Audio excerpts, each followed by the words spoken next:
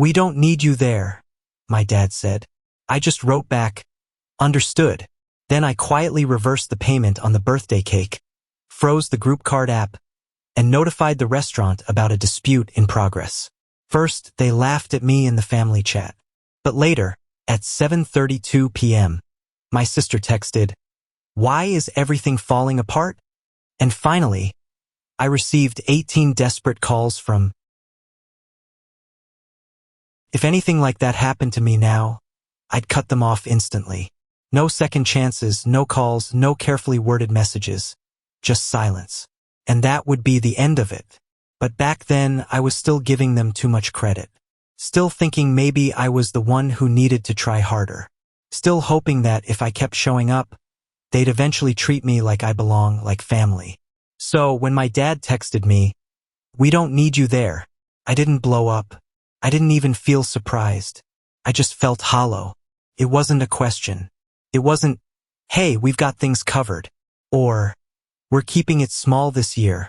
It was just a 6-word confirmation of something I think I already knew. I wasn't part of the family, just the convenience. It stung more than I expected. Not because I wanted to be at that dinner. I honestly didn't, but because of how quickly they decided I was disposable. This was his 60th birthday, a milestone, and I had done all the work. The cake, the reservations, the car, all of it. My mom pretended she was running things, but I was the one quietly holding the whole production together. My sister, she sent one passive-aggressive voice note in the planning group chat about how I was micromanaging everything and then disappeared for a week. Standard. So yeah, when he told me I wasn't needed, I took it seriously. I replied, "I understand, and I meant it." That's when the switch flipped. First, I called the bakery. They were this small boutique place on the edge of town, and I'd gone out of my way to book them weeks in advance. The cake was custom, designed like a football field with a mini edible figure of my dad holding a tiny trophy. "Dad of the Year," it said in gold icing. I didn't even ask for a refund. I just told them the party was off and to dispose of the cake however they saw fit. They hesitated, asked if I was sure, and I said yes. I've never heard a more satisfying click than the one that call ended with. Next, I logged into the GroupCard. I'd upgraded the account to premium out of my own pocket so they could all upload photos and leave voice messages. It had turned out pretty good. Some genuine memories mixed with the usual shallow nonsense. But they hadn't thought twice about who set it up. I did. So I removed everyone's access, permanently closed the card, and deleted the admin email. That piece of digital sentimentality gone. Then I called the restaurant. A reservation for 14 people at one of the most obnoxiously pretentious spots in town. I put down the deposit using my card. I told the manager that there might be a payment issue and that I was no longer responsible for the reservation. I didn't cancel it. I let it burn on its own. For the next hour, my phone buzzed nonstop. The family group chat was in full swing. My mom posted a picture of herself getting her makeup done, captioned, "Ready for a perfect evening with heart emojis." My sister replied, "Can't wait to eat myself into a coma," followed by one of those obnoxious animated stickers. They were acting like nothing had changed. Then at 7:32 p.m., my sister texted again. This time, no stickers, no emojis. "Why is everything falling apart?" I opened the chat just long enough to see the chaos start to spill out. The restaurant had called my mom asking for a backup credit card before they would seat anyone. Apparently, no one brought theirs. The bakery had phoned the house to confirm the cancellation and she hadn't known what they were talking about. Then someone tried to access the GroupCard only to find a broken link and an error message. The best part, all their friends were already there, dressed up, waiting, watching them scramble. The calls started right after that. 18 of them, one after another. I watched my phone light up from the couch while I ate leftover noodles and streamed a documentary. I didn't answer any of them. The last call was from my dad. For the first time in years, the silence felt like control. That night was supposed to be about him, but without me, it turned into something else entirely. Public disaster, a mess. And no one could fix it because the only person who could have saved it, the person they didn't need, was gone. And they hadn't even seen the worst of it yet. I thought they'd cool off after a day or two. Maybe send a half-hearted message trying to patch things up. But no, what I got instead was my father standing at my front door 3 days later with a suitcase in one hand and rage barely contained in the other. He didn't ask. He walked right in like it was still his house, like I owed him something. I just stood there watching him drop his bag by the hallway closet, acting like we were about to have a family reunion instead of a fallout. The first hour was quiet. He made himself coffee, sat on the couch like it was his own, didn't mention the ruined birthday. Then out of nowhere, he said, "You embarrassed this family. Not you hurt us. Not, why did you do it? Just that I embarrassed them." That's all he cared about. Not that I'd spend weeks organizing his party. Not that I'd been shut out of it without warning. But that the night turned into a disaster and his friends saw it happen. That was unforgivable to him. Appearances were everything. I didn't say much. I just listened. I wanted to see where he'd take it. He wanted an apology, a public one, preferably in the family chat. He said I humiliated them and made a scene. My mom had cried apparently. My sister had left the dinner early. He kept listing everyone else's feelings like they were bullet points on a legal document. I didn't react. I didn't argue. I just told him the truth. If you wanted me there, you could have said that. You didn't. I respected that. He hated that answer. Over the next few days, the mood in my apartment dropped to somewhere between courtroom and hostage negotiation.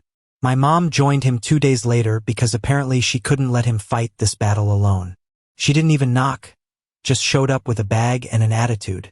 They took over my place like I was a guest in it, criticized my furniture, complained about the lack of real food in the fridge, asked me why I didn't have curtains in the guest room.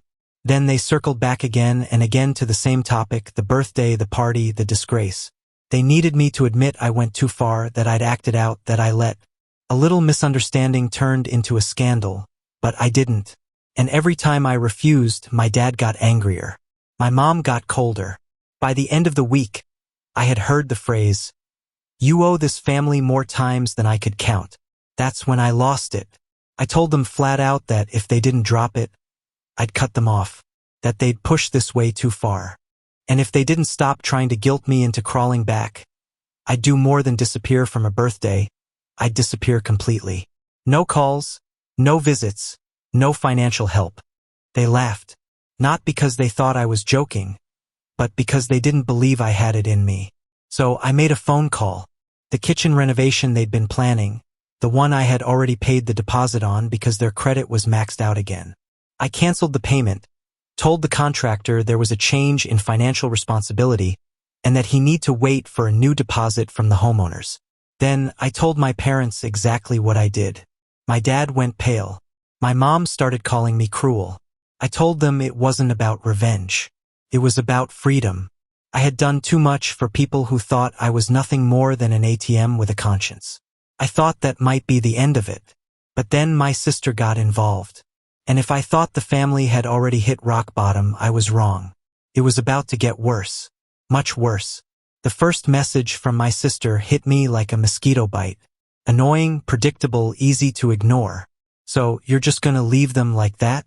I stared at it for a few seconds, then turned off my screen and went back to making lunch. I knew this was coming. I even knew it would be her. She's always the first to jump in when something threatens the family's image. Not because she cares, because she's afraid someone might actually notice how fragile the whole illusion really is. A day later, another message. "They're not eating. Mom hasn't slept. You made your point." And then an hour after that, a voice message. I didn't listen to it. I knew the tone without hearing a word. That smug blend of concern and accusation she mastered since she was 16. She was always the golden child. Perfect GPA. Popular, never wrong. Our parents acted like she walked on clouds. I was the one they handed the check to when the clouds got expensive. She must have realized I wasn't responding because the next day she just showed up. Didn't call, didn't text, just buzzed my apartment mid-morning like she was stopping by for brunch. I let her up, not because I wanted to see her, but because I wanted to hear her say it to my face. She came in carrying a to-go coffee like this was just a casual drop-in. Looked around like she expected me to offer her something. I didn't. "You really gonna drag this out?" she said. I asked her what exactly she thought I was dragging out. She didn't answer that. She just launched into a prepared speech, something rehearsed, like she'd practiced it in the mirror.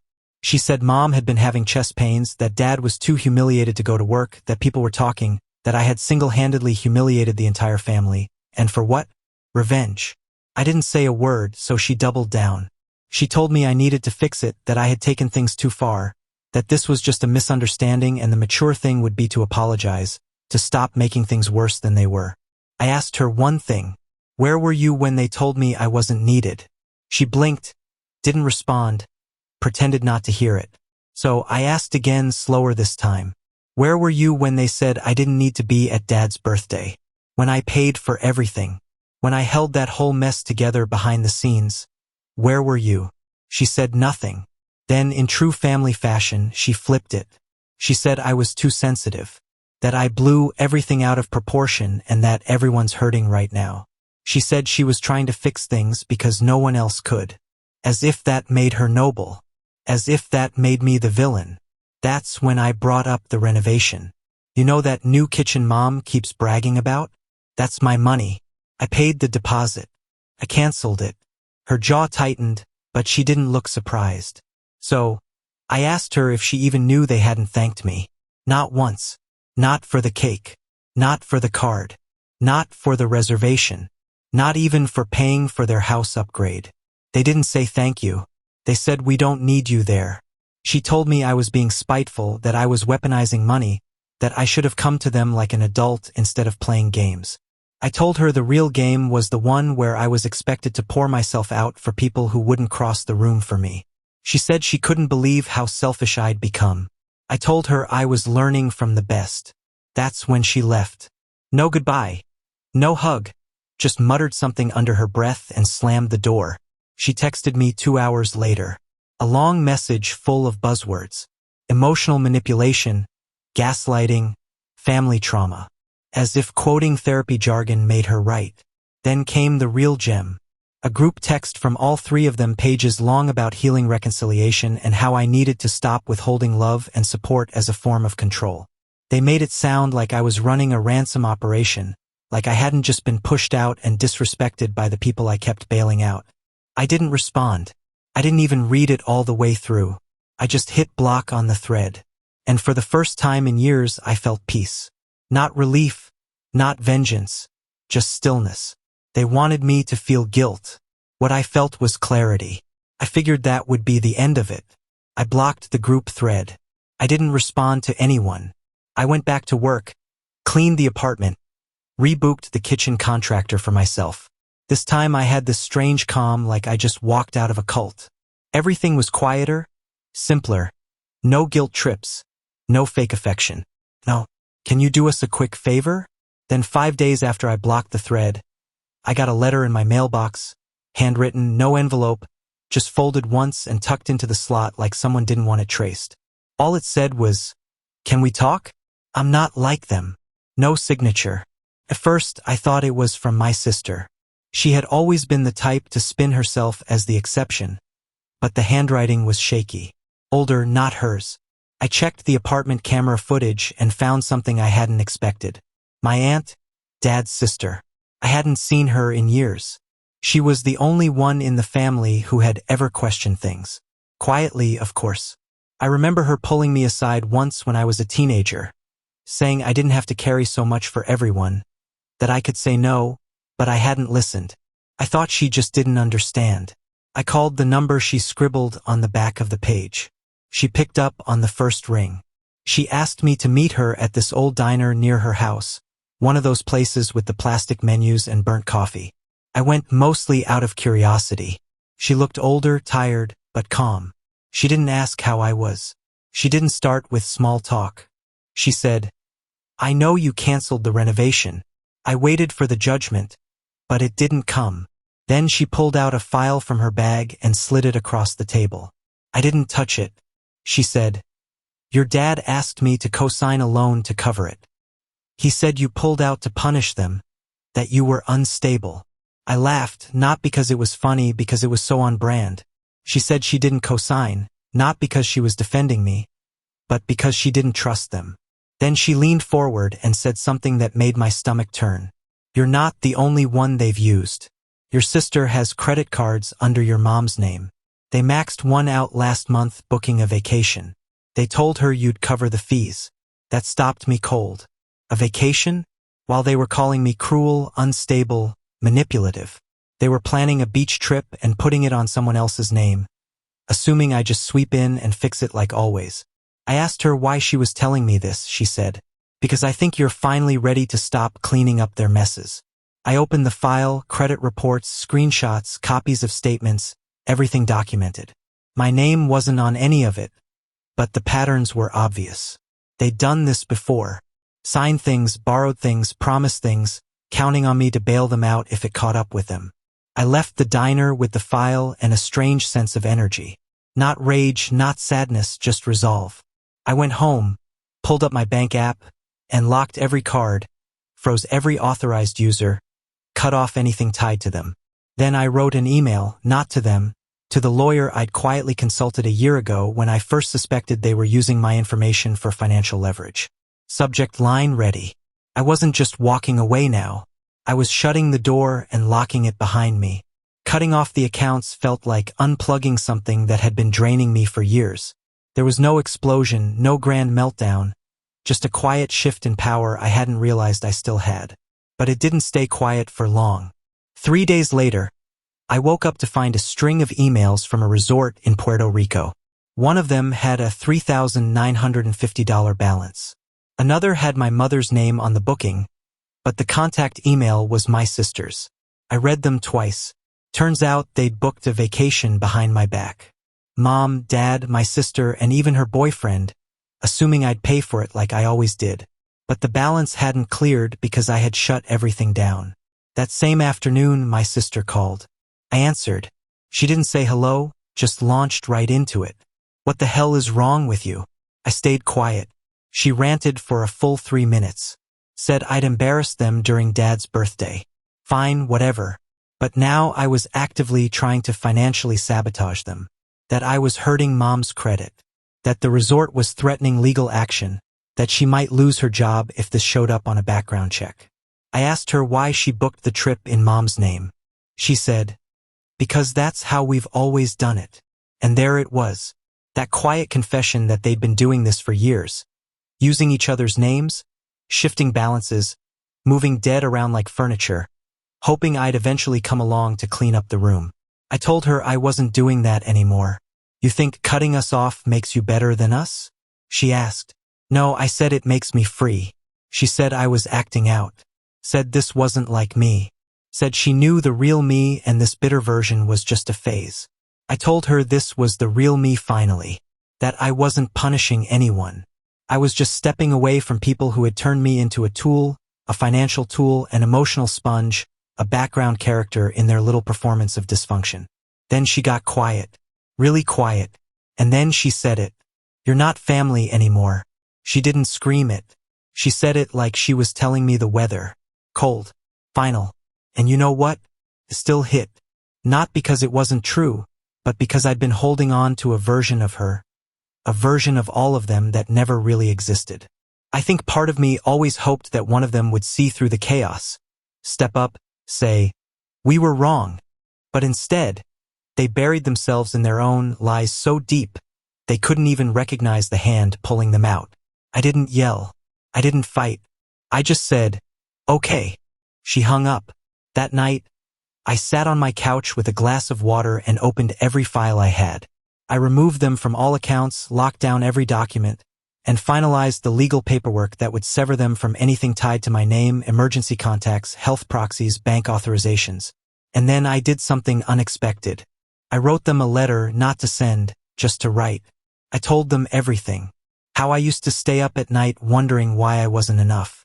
How I blamed myself every time they fought. Every time they excluded me. How I kept thinking if I just worked harder, paid more, smiled longer, they changed. But they didn't. And now I didn't need them to. I folded the letter and burned it in the kitchen sink. It didn't feel like revenge. It felt like burial.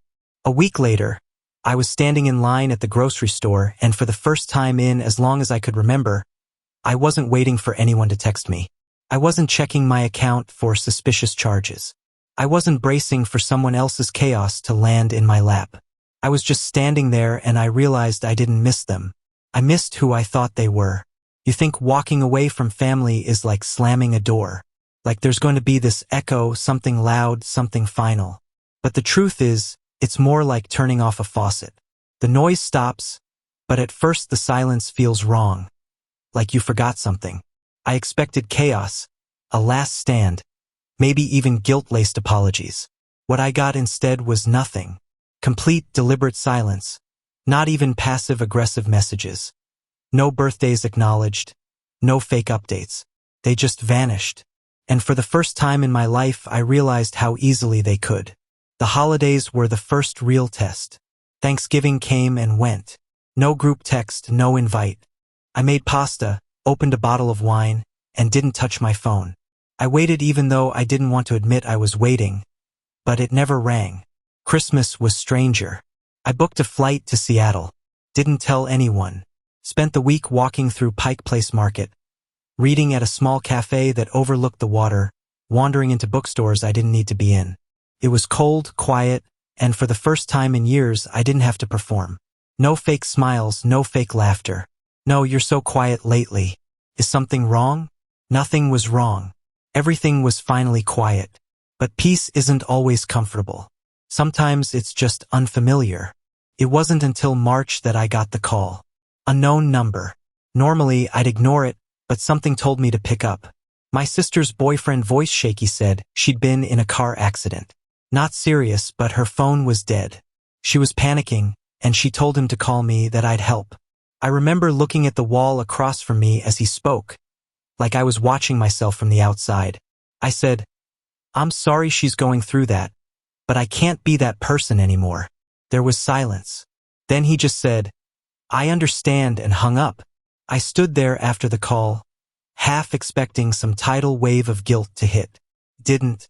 It wasn't pride either, just clarity. For once, I was choosing myself. Weeks passed. I didn't hear anything else. I figured that was it. Until one afternoon, I found a letter in my mailbox. No return address, no markings, but I recognized the handwriting. It was my sister. I hesitated before opening it. I don't know why. Maybe part of me didn't want to ruin the silence, but I did. It wasn't long, just a single sheet. No emotional confessions, no dramatic language. It was a list, bullet points, plain facts. February 2018.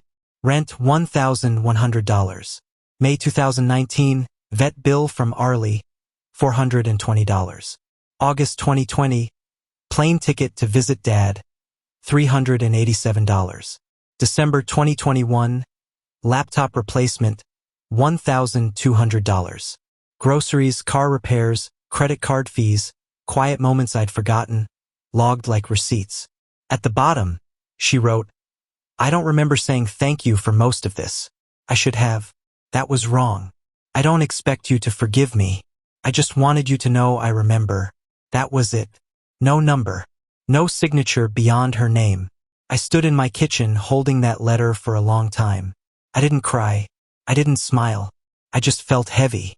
Not in a bad way. Just the weight of everything we never said finally landing in one place. I didn't respond. I still haven't. But I didn't throw it away either. I folded it carefully and tucked it into the back of my bookshelf behind some old receipts and spare keys I don't use. Not because I want to keep it forever, but because something in me needed to. And that's the thing. I don't hate them. I don't even want revenge. What I want is distance. And for the first time, I have it.